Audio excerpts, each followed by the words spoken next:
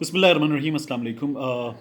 ایک بہت بڑی گرفتاری، یہ گرفتاری اس لحاظ سے بہت بڑی ہے کہ اس پر جو ری ایکشن پلان کیا جا رہا ہے، یہ ری ایکشن بہت بڑا بنانے کی کوشش ہے، اور اس ری ایکشن کے ذریعے جو چیزیں پینٹ کرنے کی کوشش ہو رہی ہے وہ بہت کنسرن والی بات ہے۔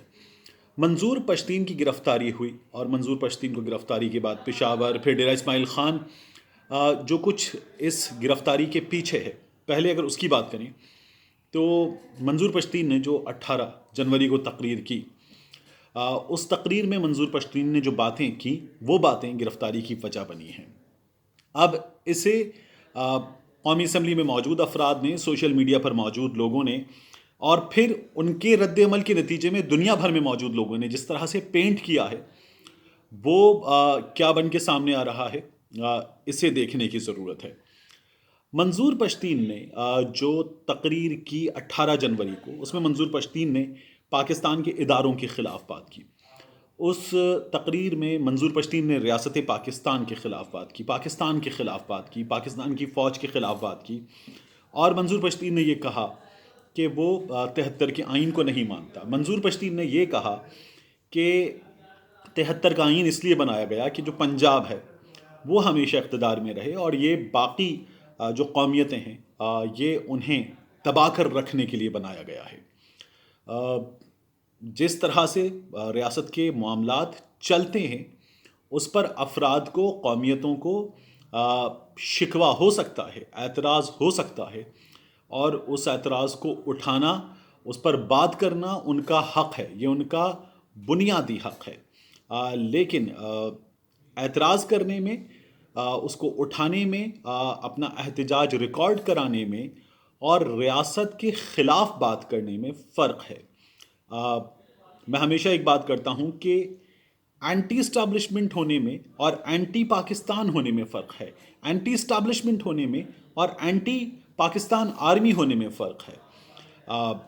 بالکل اسی طرح آپ اپنے حقوق کے لیے آواز بلند کریں، لیکن آپ کا اپنے حقوق کے لیے آواز بلند کرنا، اپنا احتجاج ریکارڈ کرانا، اگر باہم دو قومیتوں کو، اگر دو سے زیادہ قومیتوں کو لڑانے کی وجہ بنتا ہے، تو پھر آپ احتجاج ریکارڈ نہیں کر رہے، پھر آپ فساد کی وجہ بن رہے ہیں۔ یہ وہ چیز ہے جسے دیکھنے کی ضرورت ہے۔ اسے دیکھنے کی ضرورت ہے کہ منظور پشتین کی گرفتاری کے نتیجے میں جو محسن داوڑ نے کہا وہ کیا ہے، جو علی وزیر نے کہا وہ کیا ہے، جو چگملائی میں ہوا وہ کیا ہے، جو 70 سے 80 افراد کا، ابھی میں آپ کو کچھ ایکسکلوسیو چیز بتا رہا ہوں۔ چگملائی میں جو 70 سے 80 افراد کا ایک اکٹھ ہوا، اس اکٹھ میں جو چیزیں ڈسکس ہوئیں وہ کیا ہے، اسے دیکھنے کی ضرورت ہے۔ اب یہاں ہوا یہ کہ اس کے نتیجے میں چگملائے ہے، بروند ہے، اور سروکئی ہے، یہ جو جگہیں ہیں یہاں کچھ چیزیں پلان ہوئی ہیں۔ 14 مقامات ہیں کہ جہاں پر یہ احتجاج پلان کیا جا رہا ہے، اور اس احتجاج میں اس سے پہلے بھی جو باتیں ہوئی ہیں اس موومنٹ کی جانب سے، وہ باتیں اگر اپنے حقوق کے لیے ہیں تو ٹھیک ہے، لیکن اگر وہ باتیں اینٹی پاکستان باتیں ہیں تو ان کا نتیجہ کیا ہے، اس سے دیکھنے کی ضرورت ہے۔ منظور پشتین کو یہاں پر جو افراد ہیں ان کی سپورٹ کتنی ہے، اگر اسے دیکھنے کی ضرورت ہے، تو منظور پشتین کو افغانستان کے ایلیمنٹ کی سپورٹ کتنی ہے، اسے دیکھنے کی ضرورت ہے۔ وہ ایلیمنٹ جو اینٹی پاکستان ہے، اسے دیکھنے کی ضرورت ہے۔ آپ کو اسٹیبلشمنٹ سے شکایت ہو سکتی ہے، آپ کو آپ کے ساتھ جو ٹریٹمنٹ ہو رہی ہے اس پر شکایت ہو سکتی ہے، لیکن آپ کی شکایت کا نتیجہ دو قومیتوں کی لڑائی کی صورت میں ہو، یہ قابل برداشت بات نہیں ہے۔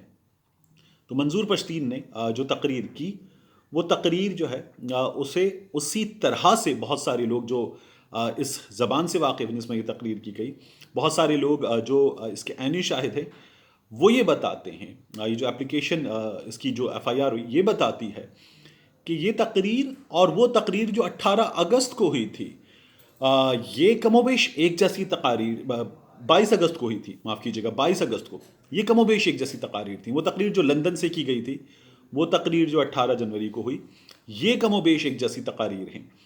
اب اس کے بعد منظور پشتین جو ہیں، اس سے پہلے انہوں نے جس طرح سے اپنی موومنٹ چلائی ہے، ملک بھر میں چلائی ہے، عمران خان صاحب نے ان کا ساتھ دینے کی بات کی، پاک فوج کے افسران نے ان کا ساتھ دینے کی بات کی، اور یہ بھی کہا تھا ہمارا اپنا بچہ ہے، ہم دیکھ لیں گے. لیکن اس کے بعد جس طرح سے ڈیولپمنٹس ہوئی ہیں، جس طرح سے چیزیں ہوئی ہیں، ان کا جو نتیجہ ہے وہ نتیجہ اگر پاکستان کے خلاف ہے، وہ نتیجہ اگر پاک فوج کے خلاف ہے، اس کے نتیجے میں اگر اشتعال، نفرت، زہر بھرا جا رہا ہے ذہنوں میں پاکستان کے خلاف، افواج پاکستان کے خلاف، مورچے پر کھڑے سپاہی کے خلاف، تو یہ جو ہے قابل برداشت چیز نہیں ہے. اور یہ ہو رہا تھا. اس لیے جو ہے یہ کوئی ایسی چیز نہیں ہے کہ جسے اپریشیٹ کیا جائے. تو اس سے جس طرح سے نمٹنے کی ضرورت ہے، آئی بلیو کہ اس طرح سے اس سے نمٹا جا رہا ہے، کیونکہ یہ قابل برداشت چیز جو ہے وہ نہیں ہے. ایڈریس ہونا چاہیے ان کے ایشوز کو. انہیں with in parameters of democracy انہیں احتجاج کرنا چاہیے، یہ ان کا بنیادی حق ہے. لیکن اگر آپ ان پیرامیٹرز سے باہر نکلتے ہیں، کچھ جمہوریت میں بھی ڈوز اور ڈونٹس ہیں. جمہوریت کا مطلب مادر پدر آزادی نہیں ہے. جمہوریت کا مطلب ایسی آزادی نہیں ہے کہ جس میں آپ کچھ بھی کر سکتے ہیں. تو یہ جو کچھ بھی کرنے کی آزادی ہے، یہ کم از کم جمہوریت نہیں ہے. آزادی میں بھی کچھ پابندیاں ہیں.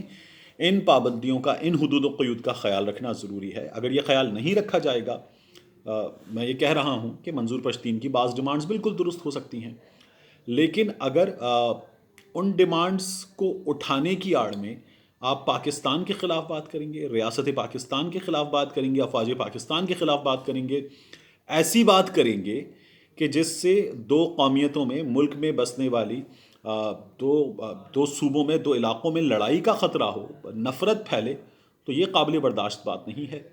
یہ بات نہیں ہونی چاہیے.